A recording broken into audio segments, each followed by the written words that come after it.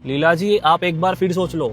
अगर ये जमीन मैंने एक बार खरीद ली तो फिर कभी वापस नहीं करूंगा। अपने बेटों से भी पूछ लो, मैं फालतू किसी के तमाशे नहीं झेलूंगा। मेरे बेटों से क्या पूछना, जमीन के सौदा करो और बात खत्म करो। मम्मी, ये सब मैं क्या सुन रहा हूँ? हमारे होते हुए आप ये जमीन का सौदा कर रही हो? हाँ बेटा, सही सुना, सौदा कर रही हूँ मैं। पर मम्मी जमीन बेच क्यों रही हो? और वैसे भी हमारे ऊपर कोई कर्जा नहीं है, तो फिर क्यों बेचना है? बेटा, तुम्हारी कमाई की मैं नहीं बेच रही हूँ, जो मेरे नाम पे जमीन है ना वो ही बेच रही हूँ। अरे मम्मी, बुढ़ापे में पागल हो गई हो क्या? हम दोनों के बारे में भी तो सोचा होता। अरे हम दोनों के बारे में मम्मी कहाँ से सोचेंगी? भर दिए होंगे किसी ने कान, या तो मौसी ने भर दिए होंगे या फिर मामा ने। और मम्मी, इससे पहले आपने हम दोनों से इसके बारे में कोई बात ही नहीं करी। आज आपकी जुबान क्यों चल रही है? चुप करो तुम दोनों, ये जमीन मेरी जरूरत पूरी करने के लिए बेच रही हूँ। अरे वही तो हमें समझ नहीं आ रहा कि आप जमीन क्यों बेच रही हो। और वैसे भी आपके खर्चे क्या है मम्मी? और रही बात मम्मी खर्चे की, वो तो हम आपको दे ही देते हैं, और हमारे बारे में भी तो सोचो ना थोड़ा। तुम दोनों को बेटा, मुझे देखकर इग्नोर मत करना।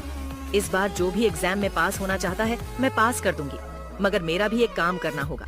तुम्हें इस वीडियो को एक लाइक और चैनल को सब्सक्राइब करना होगा और 5 सच्चे मित्र को शेयर करना होगा। वो भी सोचना है, वो सोचो। जमीन तो मैं बेचूंगी, क्योंकि तुम दोनों के आगे मैं हाथ नहीं फैलाने चाहती।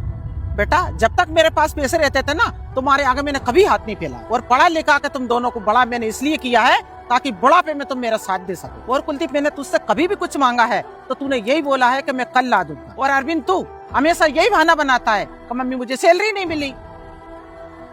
बेटा, मैंने दवाई मंगवाई थी, वो लेके आ गया? अरे मम्मी, वो मैं गलती से भूल गया, कल पक्का मैं लेके आ जाऊंगा। बेटा, पिछले 1 महीना से तू यही बोल रहा है कि मैं कल दवा लेके आ जाऊंगा, पर तू लेके कब आएगा? मम्मी, मैं बोल रहा हूँ ना आपको, कल मैं पक्का लेके आ जाऊंगा, ठीक है?